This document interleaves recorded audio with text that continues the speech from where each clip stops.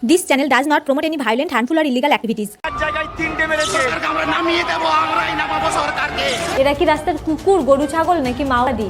যে শিক্ষকদের জন্য আজ আপনি লিখতে পারছেন, কথা বলতে পারছেন, ইংরেজিতে ডায়লগ মারতে পারছেন, আজ সেই শিক্ষকদেরই বুকে লাথি মারলেন। ভাতের থালাটা মুখের সামনে থেকে কেড়ে নিলেন, ছোট ছোট বাচ্চাদের মুখের খাবার কেড়ে নিয়েছেন, বেবি ফুড কেড়ে নিয়েছেন, অসুস্থ বাবা মায়ের ঔষধটাও কেড়ে নিলেন শুধুমাত্র আপনার দুর্বৃত্ত পরায়ণ ও অনৈতিকতার জন্য। কসবাই ডিআই অফিসের সামনে যে পরিস্থিতি তৈরি হয় তাতে শিক্ষকদের উপর অমানবিকভাবে লাঠি চালায় কলকাতা পুলিশ। একজন পুরুষ পুলিশ হয়েও একজন মহিলা শিক্ষকের গায়ে হাত তোলেন। কলকাতা পুলিশকে বলছি, আজ যারা এই শিক্ষকের গায়ে হাত তুলছেন তাদেরকে বলছি, চোরের রানীর কথা শুনে খুব নাচানাচি লাফালাফি করছেন। যে শিক্ষকদের হাত ধরে শিক্ষিত হয়ে আজকে পুলিশের চাকরিটা করছেন, আপনার পরিবারকে দুমুঠো খাবার দিতে পারছেন, বউকে শাড়িটা কিনে দিচ্ছেন, আর যেই হাত দিয়ে এই চোরের রানীকে স্যালুট করছেন তার পিছনের ভূমিকাটাও কিন্তু এই শিক্ষকদেরই। এই শিক্ষকদের জন্যই আজকে গায়ে পুলিশের পোশাকটাও পরে আছেন। আপনার বাচ্চাকে যে স্কুলে পড়াচ্ছেন সেই স্কুলেও কিন্তু এই শিক্ষকরাই পড়ায়। আপনার বাবা যে স্কুলে পড়েছিল আর যার হাত ধরে নামটা লেখা শিখেছিলেন সেই নামটাও কিন্তু একজন শিক্ষকই শিখিয়েছিলেন। যেই শিক্ষককে আমরা বাবা মায়ের পরের স্থানটা দিয়ে থাকি, যাকে আমরা গুরু হিসাবে মানি, আজ সেই গুরুর বুকে লাথি মারলেন। সে কি অন্যায় করেছিল? তারা কি কোনো লাঠি বা বন্দুক নিয়ে গেছিল আপনাদের ঘোরার জন্য, নাকি কোনো অস্ত্র নিয়ে গেছিল? আমরাও তো সরকারি কর্মী, আজ পথে বসে আছি। আমাদের সবাইকে দেখুন, আমাদের সহকর্মীকে পেটানো হচ্ছে 4-5টা লাঠি দিয়ে। আমাদের অবস্থা দেখুন, ব্যাগ খুলে দেখুন, জলের বোতল আর ছাতা আছে। আমরা কি হ্যাঁ চাকরি ফাকরি কেড়ে নিয়ে এখন ইয়ার কি হচ্ছে আমাদের সাথে? একটা সরকারি চাকরি পাওয়ার পিছনে একটি ছাত্রের সারাটা জীবনের পরিশ্রম থাকে। একটি পরীক্ষা দিয়ে কয়েক বছর অপেক্ষা ও অনেক প্রচেষ্টার ফলে ন্যায্যভাবে সে যখন চাকরিটি পায়, তারপর যদি সেই চাকরিটি চলে যায় তার মানসিক অবস্থা কি হতে পারে একবার ভাবুন। মুখ্যমন্ত্রী, আপনাকে প্রশ্নটা করছি, এই 26,000 শিক্ষক যদি হাতে পেনের বদলে অন্য কিছু নিয়ে আসতো তাহলে আপনি কি পারতেন তাদের ঠেকাতে? আপনার কলকাতা পুলিশ কি পারতো তাদের বুকে লাথি মারতে? ভুলে যাবেন না, এই 26,000-এর পিছনে কিন্তু বাংলার 10 কোটিরও বেশি মানুষ রয়েছে। তারা কিন্তু সব দেখছে, সময় হলেই তারা কিন্তু মাঠে নামবে। আপনি কিন্তু আপনার লিমিট ক্রস করে ফেলছেন। আজকে আমরা সূত্রপাত করে দিয়ে গেলাম, যদি আমাদেরকে চাকরিতে সসম্মানে না ফেরত দিতে পারেন, মেদিনীপুরের মাটি থেকেই নতুন বিপ্লবের তৈরি হবে। ইউনিভার্সিটির ফার্স্ট ক্লাস ফার্স্ট যে মাথা নিয়ে আমি অঙ্ক করেছিলাম, সেই মাথা নিয়ে যদি আমি কোনো খারাপ কাজে যদি নিযুক্ত হই, আমাকে কিন্তু সামলাতে পারবে না কোনো সরকার। সঙ্গে রয়েছি আমি রিয়া। আমরা কিন্তু কোনোভাবেই কোনো রাজনৈতিক দলকে সাপোর্ট করছি না বা কোনো রাজনৈতিক দলের হয়ে কথা বলছি না। যেটা অন্যায় শুধুমাত্র সেটার বিরুদ্ধেই আমরা কথা বলছি। আমার মনে হয় প্রতিটি মানুষেরই অন্যায়ের বিরুদ্ধে প্রতিবাদ করা উচিত, কথা বলা উচিত। আমাদের এই চ্যানেলটি সেই উদ্দেশ্যেই বানানো। আমাদের সাপোর্ট করতে আমাদের সঙ্গে থাকবেন আর প্রতিনিয়ত আপডেট পেতে চ্যানেলটিকে সাবস্ক্রাইব করে রাখবেন। আর যদি আমার প্রতিবাদের ভাষা ভালো লাগে তাহলে একটি লাইক করে আমাদের উৎসাহিত করবেন। আর আপনাদের যদি এই টিচারদের নিয়ে কিছু বলার থাকে, এই সরকারের বিরুদ্ধে কোনো অভিযোগ থাকে, সেটি কমেন্ট করে জানাবেন। আর পরবর্তী ভিডিওতে আমরা আপনার সেই কমেন্টটি তুলে ধরব। আমি জানি এই বাংলার এই সরকারের বিরুদ্ধে অনেকের অনেক অভিযোগ রয়েছে, আর সেই অভিযোগগুলো আপনারা প্রকাশ করতে পারছেন না। আর আপনাদের রিকোয়েস্ট করব, আমাদের সঙ্গে থাকুন, কারণ আপনাদের প্রতিবাদের ভাষাই আমার ভাষা। আমি একজন চাকরি প্রার্থী, 3 বছর ধরে পাশ করে বসে রয়েছি। আমি জানি আমার মতো হাজার হাজার চাকরি প্রার্থী রয়েছে বাংলার ঘরে ঘরে, এখন যাদের জায়গা হয়েছে কলকাতার রাজপথে। এতদিন ধরে সব মুখ বুজে সহ্য করে যাচ্ছিলাম, একটিও কথা বলিনি। কিন্তু আজ আর ধৈর্য রাখতে পারছি না, নিজেকে কন্ট্রোল করতে পারছি না। চোখের সামনে এই অন্যায়গুলো দেখে আজ আর চুপ থাকতে পারলাম না। আরজি করের কেসটাও চোখের সামনে ঘটে গেল, আর আজ তারা হাতে কলম ধরেছে বলে আপনারা তাদের লাথি মারছেন। শুধুমাত্র আপনার কারণে পশ্চিমবঙ্গ থেকে টাটা কোম্পানি চলে গিয়েছিল, শুধুমাত্র আপনার আন্দোলনের কারণে। আপনার সেই নোংরা রাজনীতির জন্য আজ বাংলায় কোনো কোম্পানি আসতে চায় না। শুধুমাত্র আপনার ভয়ে কোটি কোটি টাকা ইনভেস্ট করার পর কোনো কোম্পানিকে যদি মাঝপথে চলে যেতে হয়, সেই ভয়েই কোনো কোম্পানি পশ্চিমবঙ্গে বিনিয়োগ করতে চায় না।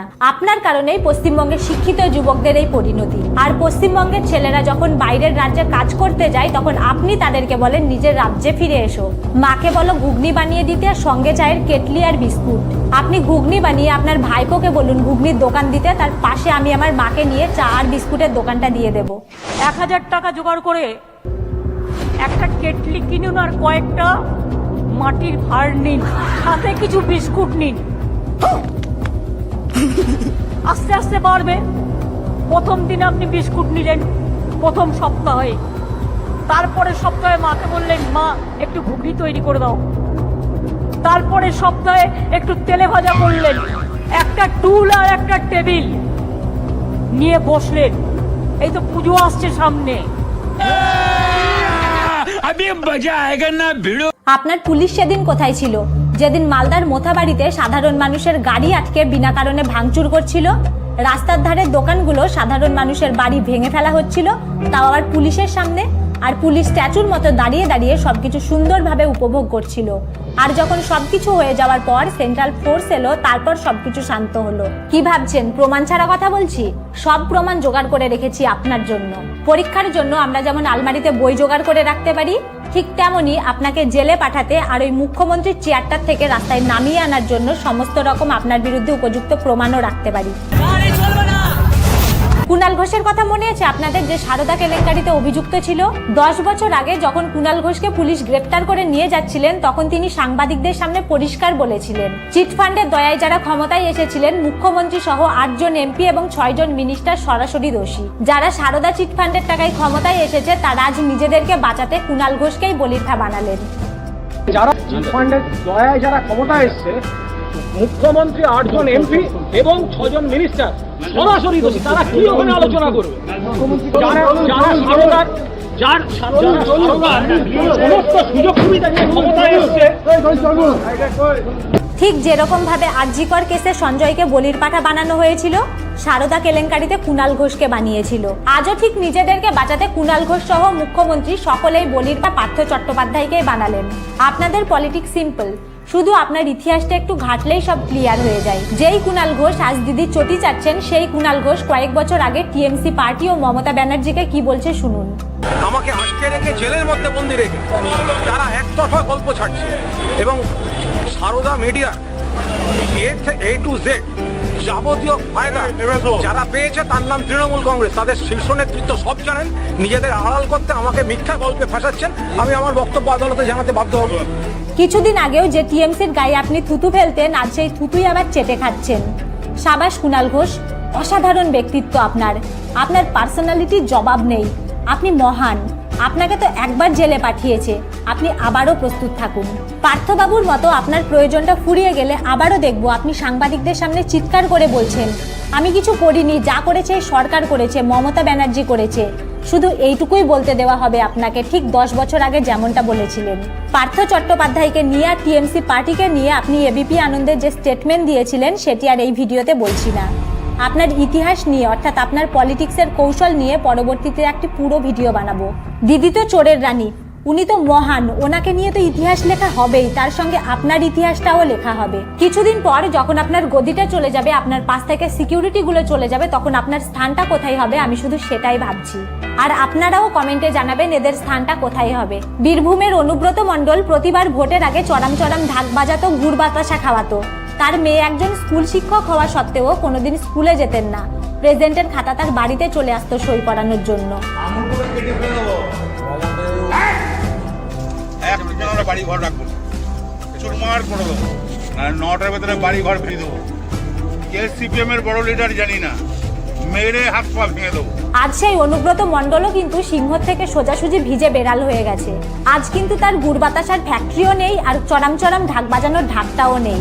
অনুব্রত মণ্ডলের প্রসঙ্গটা এই জন্যই তুললাম, দিদির প্রয়োজন ফুরিয়ে গেলে দিদি তাকে ছুঁড়ে ডাস্টবিনে ফেলে দেন, আর সেই নোংরার বালতি অর্থাৎ ডাস্টবিনটাকে সোজাসুজি পাঠিয়ে দেওয়ার ব্যবস্থা করেন তিহার জেলে। আপনারাই একবার মিলিয়ে দেখুন, আজ পর্যন্ত দিদির রাইট হ্যান্ড লেফট হ্যান্ডে যারা ছিল তারা কিন্তু আজ প্রত্যেকেই জেলে। কুণাল বাবু, আপনিও এবার একটু সাবধানে থাকুন। ভাবছেন পার্থর উপর শব্দ চাপিয়ে দিয়ে দিদির চামচাগিরি করলেই আপনি বেঁচে যাবেন? যদি রাজবাড়িটা ভেঙে পড়ে, তাহলে যারা রাজবাড়িতে থাকেন তাহলে তারা প্রত্যেকেই কিন্তু রাজবাড়ির তলায় চাপা পড়ে যাবেন। আপনার থেকেও অনেক বড় বড় রাঘব বোয়াল ছিল যারা দিদির আশেপাশে সবসময় ছায়ার মতো পড়ে থাকতো, তাদেরকেও কিন্তু জেলে পাঠাতে দিদি পরোয়া করেনি, আর আপনি তো চুনোপুটি। আর সেটা আপনি খুব ভালো করে জানেন, আমি শুধু আপনাকে একবার মনে করিয়ে দিলাম। আমার এই ভিডিওটি যাদের কাছে পৌঁছেছে, এই সরকারকে নিয়ে আপনাদের মনের কথাগুলো কমেন্টে লিখতে ভুলবেন না, কারণ পরবর্তী ভিডিওটি আপনাদের কমেন্টের উপরেই করব। আমাদের সঙ্গে এতক্ষণ জুড়ে থাকার জন্য আপনাদের সকলকে অসংখ্য ধন্যবাদ। দেখা হচ্ছে পরবর্তী ভিডিওতে।